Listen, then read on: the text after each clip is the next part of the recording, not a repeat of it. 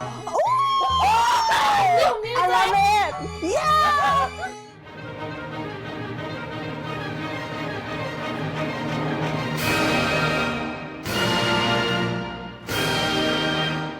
Today we are reacting to BTS and another song off of their 2026 album Arirang. This is the B-side track, Hooligan, a song that focuses on artistic freedom, defying non-conformity and breaking free from restrictive idol images. Actually, downwards, it looks like high period. That is what I saw too, yeah. It's not an A, it can't be an H. The lyrics reflect the time BTS spent pioneering their paths across the world. They say, watch this beat going hooligan. We pop out, we actin' a fool again. Ha ha ha ha ha ha ha ha ha. Hooligan. You know, it's okay to paraphrase these lyrics. It's composed by a lot of people and co-written by more than half of the BTS members. This song is composed by El Guincho, Mitchell Main, Fake Guido, Mark Lowe, Esquerdo, Jungkook from BTS, Delacy, Jesper Harris, RM J-Hope and Suga from BTS, and Derek Milano, P-Dog, and Kristen Spencer. They're all like... They have 14 songs on this album. There is Arirang in one of them. Okay. I was just telling you, the album itself is named Arirang. Oh wait, we reacted to Swim, we reacted to the time. I'm gonna punch you. If you're hearing this right now, that means this video isn't monetizable, nor is it sponsored. Instead, this video is brought to you by you, our YouTube members and supporters on Patreon. Patreon and YouTube memberships are how viewers like you can support our team and also gain access to tons of exclusive content. Okay. I can see why this broke the internet. This is so classic. Bringing the melody in there, great choice. Thank you so much to all of you who already support us. We really couldn't keep doing this without you. And now, back to the video. I've never heard this before. BTS, no, she has not. This is her first time reacting to it. Of course. Okay, 3, 2, 1. Ooh, I want to play that. It's a Lydian scale, so a major scale, but with the raised third. And usually that mode is used to create a feeling of hopefulness, optimism. In this case, it's giving me like old film. There's not much repertoire that asks for something that's near where your bow is. As much as we like to go high, going as high as that isn't something that would produce a nice sound.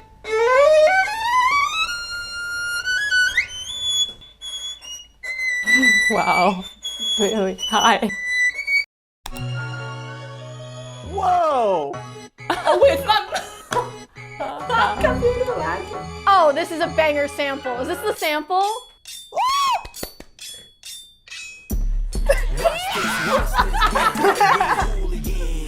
Yes! Oh! Wow.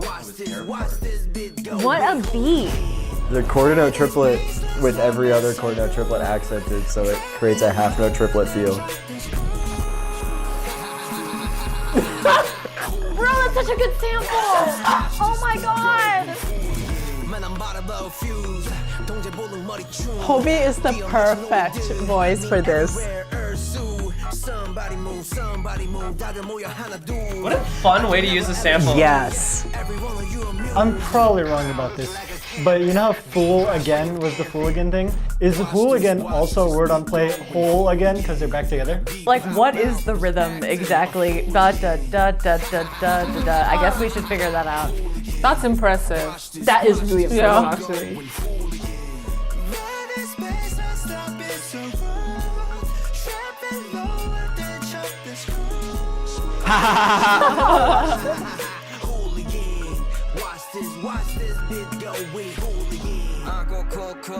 They moved the sample an octave lower.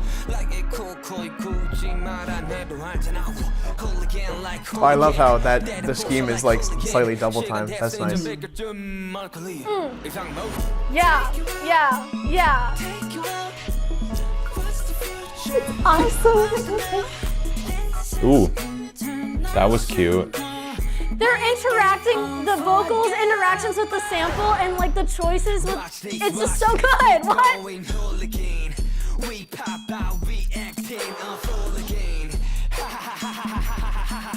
Hooligan.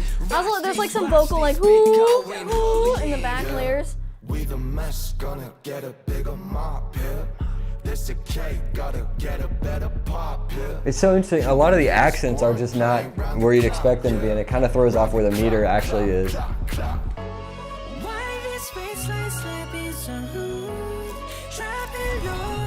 Flashlight going with the phone. Their voices are so perfect with the sample.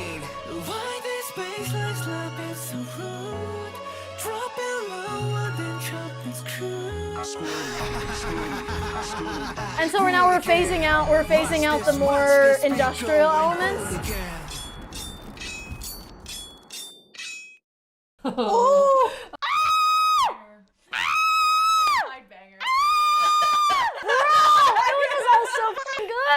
That was awesome. That was really fun. Wow, I was like digging this so hard. Also, it's like pretty disjunct. Yeah, Like, it's like a the jagged, layers are... serrated edge almost. Yeah. Like it's not fine line, it's not straight going. This is gonna be the ultimate because everyone can talk. Because it's like we got the string players on this, we got the percussionists / rap experts on this. Yes. We got us on this. Wait, we're here. Whatever we. Personality hire. Okay, the things I love in a song, a really fucking good sample. Like doing something interesting with the sample. This is a classic 1960s French film. What's the name of the movie? Oh, Winter... Un singe en hiver. A monkey in winter. Y'all laughing, but I'm pretty sure singe means monkey. A monkey in winter! Let's go! Can all my French teachers please watch this video? Yes, please. What's that? Yang Zhejiang? It's like a Chinese person. Oh, Yang Zhejiang, like Long River, like the Yangtze River. Oh yeah. You can't tell me those are actual humans. I refuse to believe like a whole orchestra of people could go, but all together. 1916 orchestras were just built different. They practiced harder. There was no social media. So... Played like B7 in the left hand, and like C sharp triad. There we go. Is that why you wanted to play on the piano? Because is this something that you hear often in jazz? 2/5, 2/5s, totally. 2/5s are, it's jazz, it's the language. But also 2/5s are, it's like 2/5 is also comes from classical music. Anyways, I think that they took it and rearranged it, but it's not from the original soundtrack because the rhythm is different. So the BTS version is transcribed and the rhythm and some of the techniques are different of the original that I just played for you. Yeah. So that either means A, they rewrote and re-recorded their own version. B, it's actually not this recording that they sampled. Yeah. It's a different performance of it. C, this theme comes back later in this recording and is played a little bit differently and that's what they sampled. Yeah. Or D... There's lots of possibilities. I love that they used like snippets, but like still kept like the progression going, but just spliced it up so it felt so unfamiliar.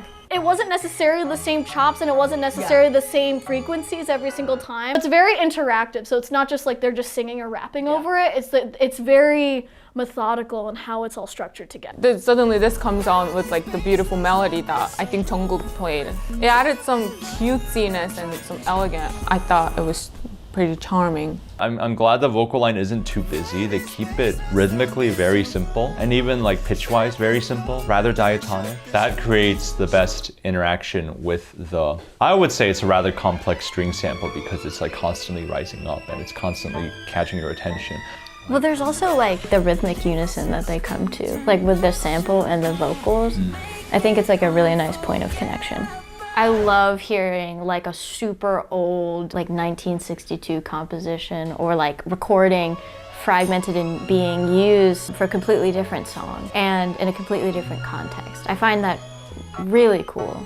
I love how it's like such a romantic sample sound. And then it's like contrasted with like the knife sounds, which I think is like you either kind of love it or hate it. But the idea is for it to be very divisive, is that what I want to say? Hooligan! It feels so cool, and like their flow is really great over it. Like all of the rappers, I think.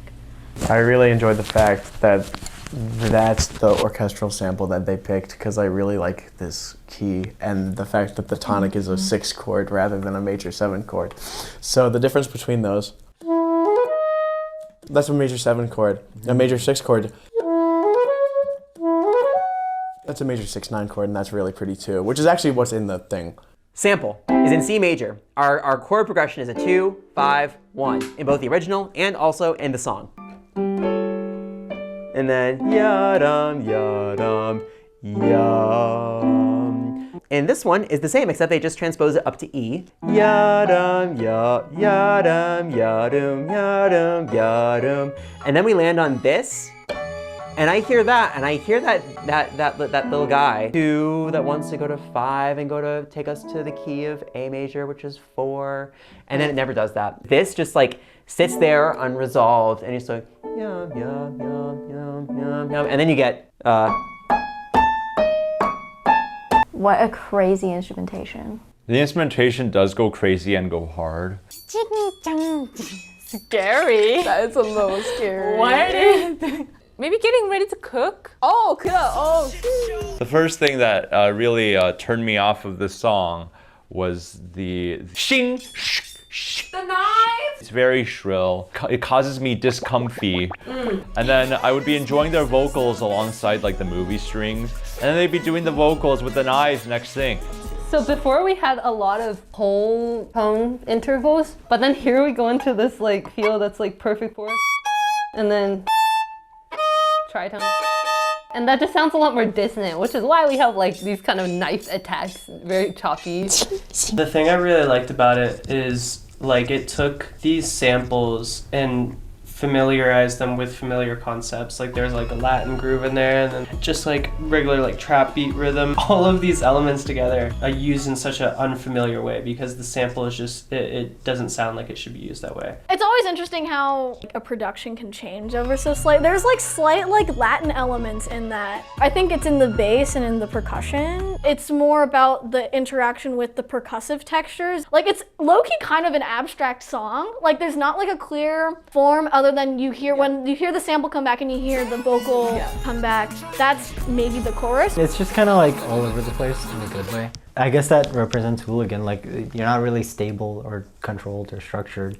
Like doesn't really sound like, I think you would probably define that as the chorus. Like if you were trying to fit it into an actual thing. The flow is so good. Yeah, and the chopping of the piano sounds almost jazzy. This kind of like slightly off-kilter rhythm.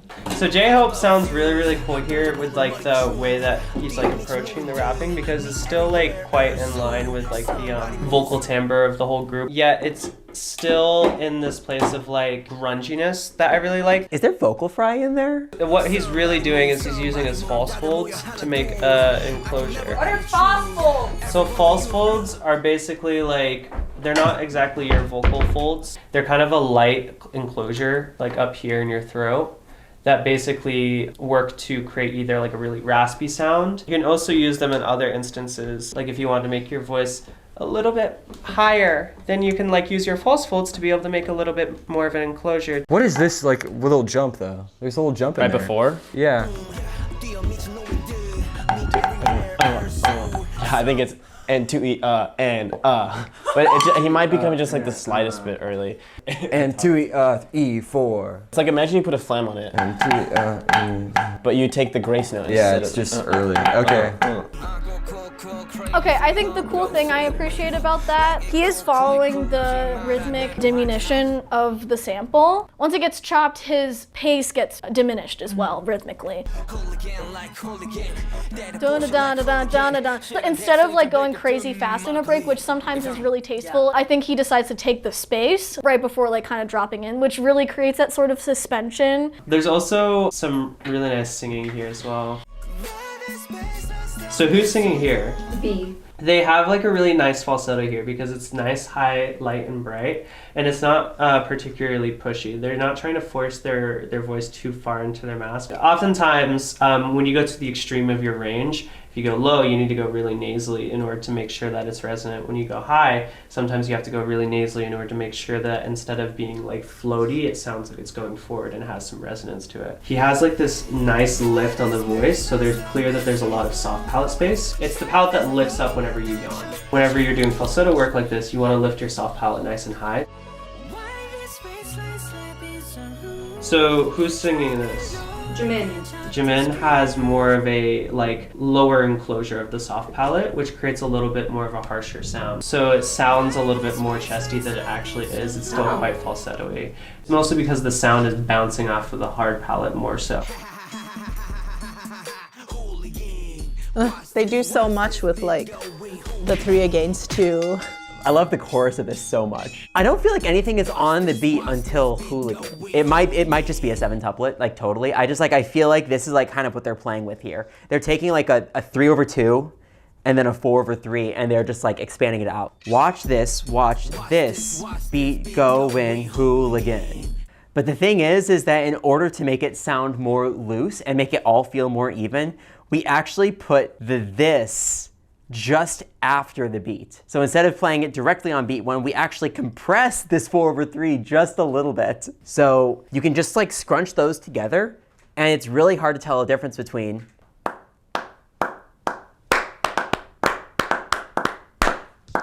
those two tuplets. It's slightly slower, but not really that much slower. Pretty dang freaking close to a 7-tuplet. Maybe it's not. Maybe it's not quarter note triplets. Is what I'm thinking. Really? I'm thinking it might be dotted eighths. I just don't think triplets line up as well. If I but then it slows down in between. Yeah, it doesn't feel right. Catherine says it slows down after it gets to the downbeat. I don't think that lines up on the down. Listen. Triplet. I don't think that fourth one lines up on the downbeat. I think it's just slightly after.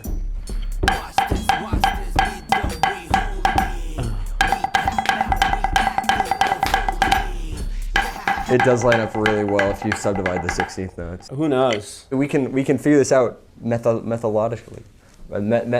If we just listen for the knife scrape. Oh. Shink, shink, shink. Yeah. It's not together. It's literally, I think, yeah.